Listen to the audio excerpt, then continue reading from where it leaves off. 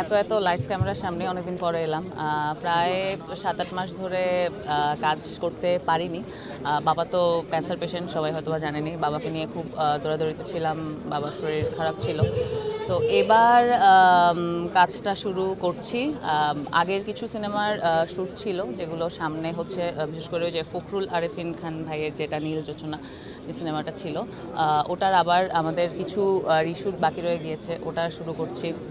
তাছাড়া নতুন বিবিসির কিছু কাজ হয়তোবা সামনে করব। আর রিসেন্টলি জীবনে কি চলছে গেলে বলতে হলে 9 দিন আগে আমার বাবা মারা গিয়েছেন। সো সবাই দোয়া করবেন বাবার জন্য।